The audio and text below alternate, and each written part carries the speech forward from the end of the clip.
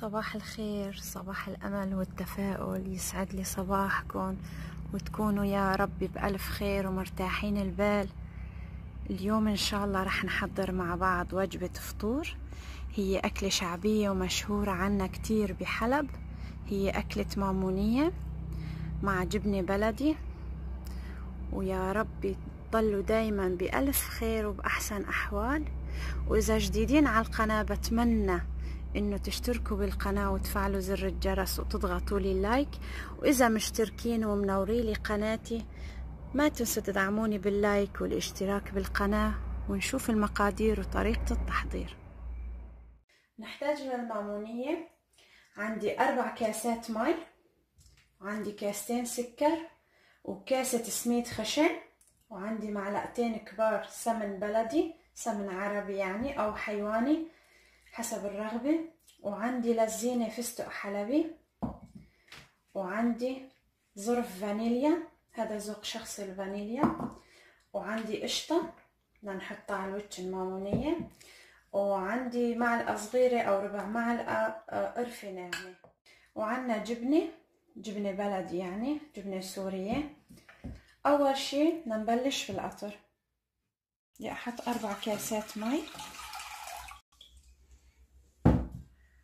ونحط كاسين سكر،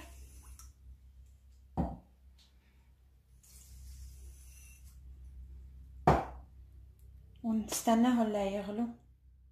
بدي احط الظرف الفانيليا، ونخليه القطر يغلي ونحمص السميد.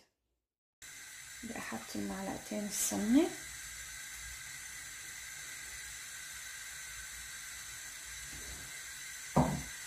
خليها تذوب شوي،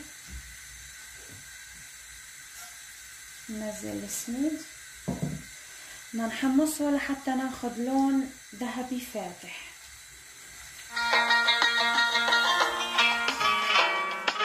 بعد ما حمصت السميد على نار هادية طبعا، واخد عندي هاللون الفاتح، والقطر صار جاهز عندي. بدي انزل شوي قرفة، وننزل السميد شوي شوي.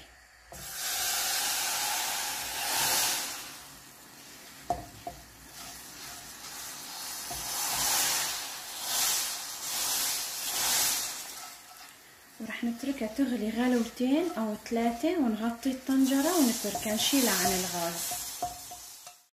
بتغلي عندي بهالشكل، خليتها تغلي غلوتين 3 شوي يعني. بدنا نشيلها عن الغاز ونتركها مغطاية. بدنا نجهز الجبنة. عندي مي عادية باردة، بدنا نقطع الجبنة ونحطها نخليها تغلي بالمي.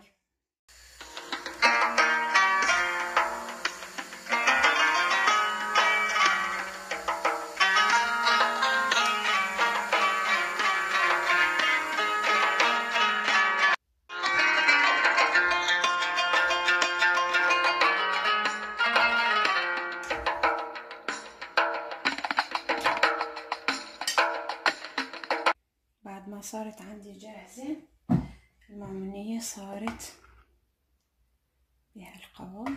فتحت عندي حبة السميد، خليناها تنطبخ على الغاز 10 دقايق، وبعدين غطيناها وتركناها على جنب. بعد ما صبيت المامونية بدي احط كمان يعني حسب الرغبة او مثل ما بتحبوا سمن عربي، تطلع طعمتها تاخذ العقل. بدنا نحط قشطة،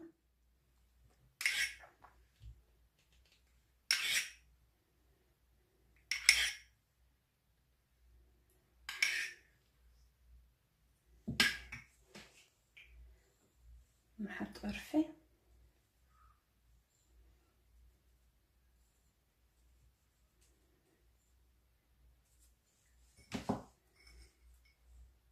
ونحط كمان الفستق.